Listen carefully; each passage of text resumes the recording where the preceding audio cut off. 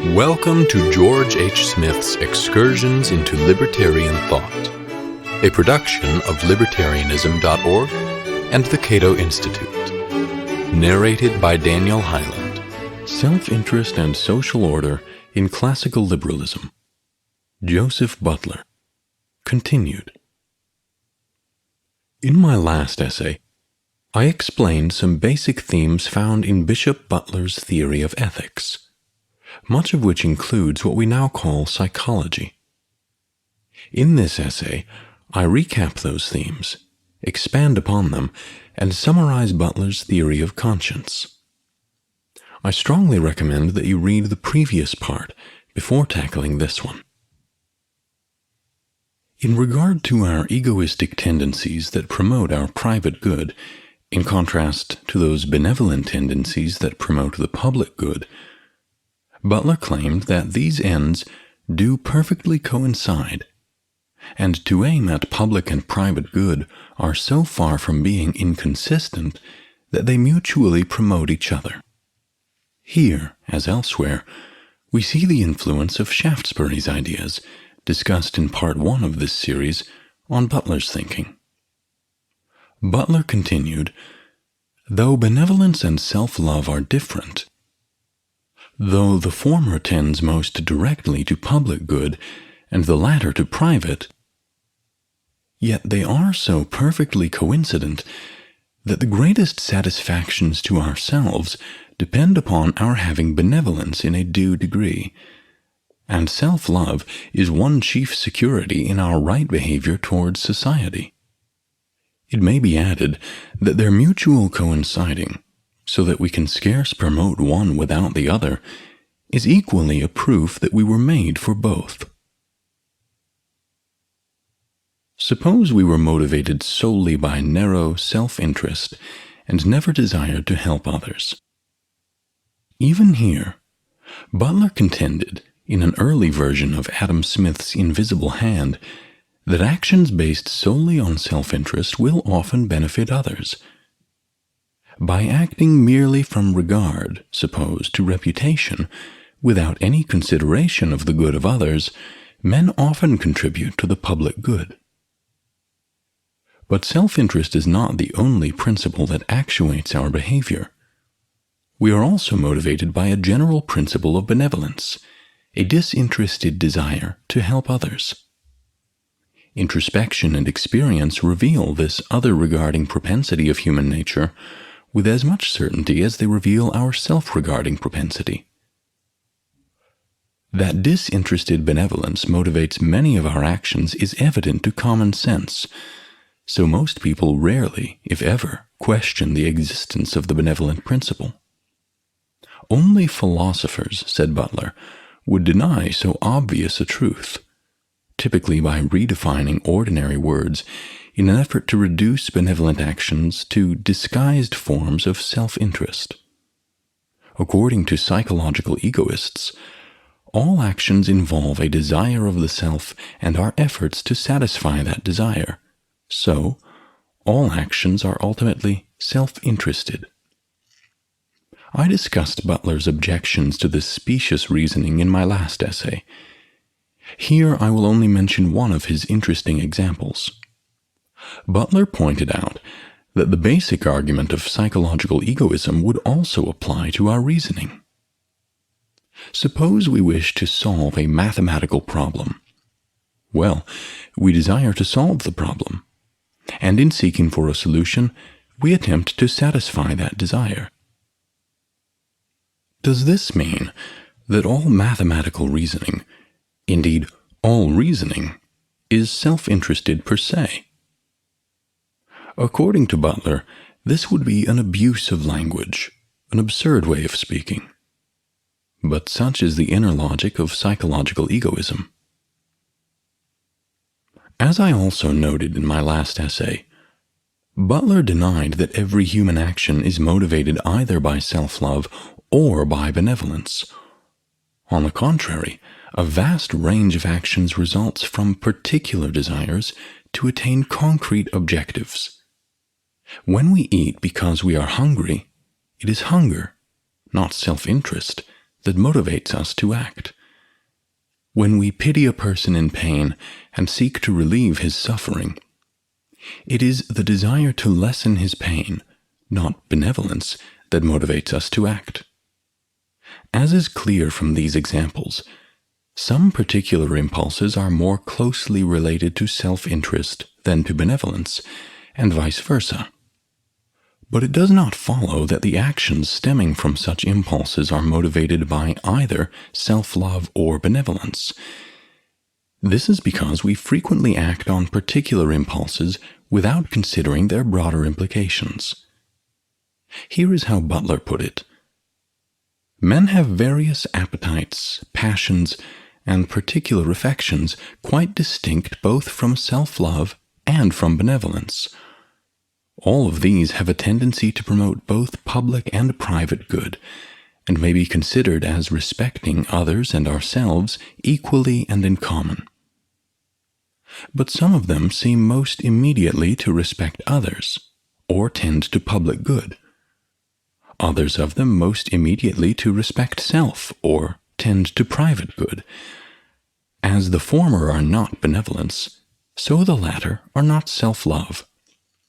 Neither sort are instances of our love either to ourselves or others, but only instances of our Maker's care and love both of the individual and the species, and proofs that he intended we should be instruments of good to each other, as well as that we should be so to ourselves. It is only when we rationally examine a specific impulse and place it within the broader context of self-love or benevolence that such actions become either self-interested or benevolent. Thus, if I attempt to help a person in pain because I view benevolence in certain circumstances as morally right, then my action involves more than satisfying a specific desire. Now it also entails an attempt to do what I regard as right. The same reasoning applies to particular impulses that may appear self-interested, but are not truly so unless they are evaluated as proper means to my happiness. When particular impulses, of whatever type, are not evaluated in this manner, they are apt to be pursued without moderation, or insufficiently, and thereby prove detrimental to our happiness. In any case, only when we take an action because we believe it will further our own self-interest should that action be classified as self-interested. For only here is our own welfare and happiness the purpose of our action. According to Butler, happiness can be achieved only with the proper balance of our many passions and appetites. Both self-love and benevolence are natural and praiseworthy, and they work in tandem. The benevolent principle restrains our egoistic impulses and tends to hinder us from hurting others in our pursuit of happiness. And the selfish principle likewise restrains our benevolent impulses from being pursued in excess, to the point of harming our essential interests.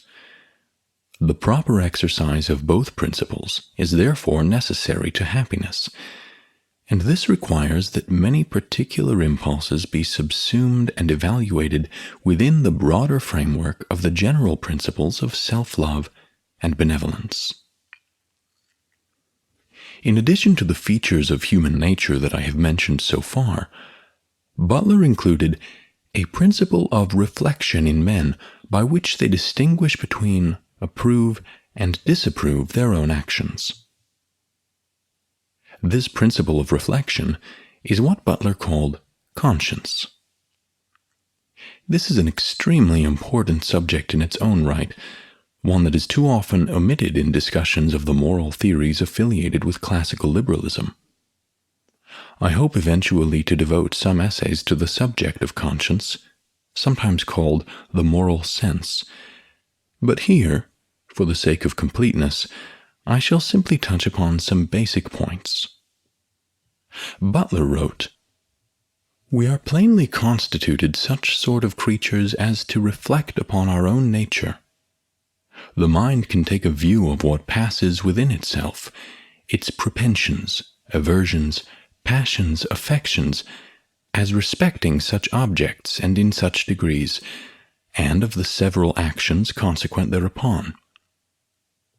In this survey, it approves of one, disapproves of another, and towards a third is affected in neither of these ways, but is quite indifferent. This principle in man, by which he approves or disapproves his heart, temper, and actions, is conscience. For this is the strict sense of the word, though sometimes it is used to take in more. And that this faculty tends to restrain men from doing mischief from each other, and leads them to do good, is too manifest to need being insisted upon. Butler gave the example of the natural affection that parents feel for their children. This natural impulse typically causes parents to provide basic care for their children, but more is added when parents deliberately reflect on their parental obligations. At this point, thanks to the reflective faculty of conscience, the affection becomes a much more settled principle, and motivates parents to undergo more labor and difficulties for the sake of their children than affection alone might bring about. In other words, conscience, after distinguishing between good and bad impulses, transforms our good impulses into matters of moral principle, general rules that we ought to follow, and generally do follow, in the absence of extenuating circumstances. Unlike some moral sense theorists, for whom conscience is an innate feeling in effect, Butler viewed conscience as our ability to rationally assess the pros and cons of our particular impulses, rank them according to their importance in the attainment of happiness, and evaluate specific actions accordingly. The categorization of particular passions and affections as either self-regarding or other-regarding is an important part of this process, one that enables the reflective conscience to consider the essential characteristics of actions, rather than getting bogged down in non-essential differences. In a manner similar to Immanuel Kant's later defense of moral autonomy, Butler declared that it is by this faculty of conscience, natural to man, that he is a moral agent, that he is a law to himself. We are self-legislating, insofar as we must decide for ourselves which moral principles to follow, and in making these decisions, conscience has final authority. Unlike Kant, however, Butler did not defend moral duty for its own sake. Rather, Butler regarded happiness as the ultimate end of human action, and happiness cannot be attained by any random means. Like the ancient Stoics, Butler argued that we must follow our nature to achieve happiness. And well before David Hume called attention to the various meanings of natural, Butler acknowledged the same ambiguity. As a result, he discussed and excluded several meanings of nature, after which he explained that in dubbing certain actions unnatural, he meant actions that are utterly disproportionate to the nature of man. Happiness requires that the passions and affections that comprise the emotional nature of man must be ordered according to rational principles, as determined by conscience.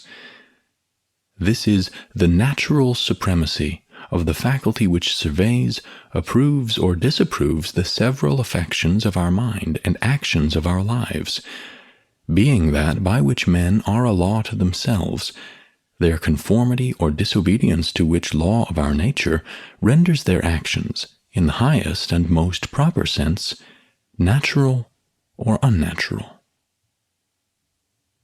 Butler argued that natural, morally considered, does not mean acting on a strong impulse or fleeting desire, for such actions will not further the pursuit of happiness, which is natural to man.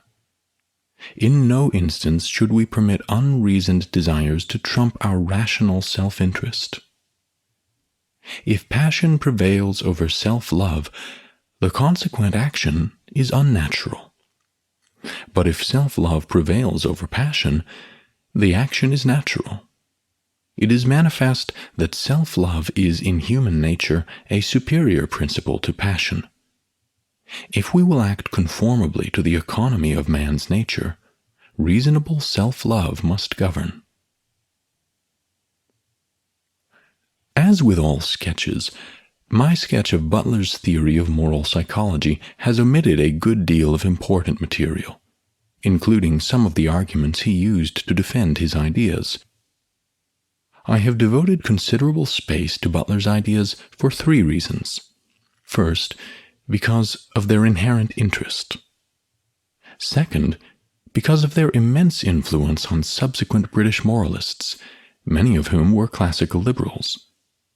And third, because they illustrate the inextricable connection between psychology and ethics.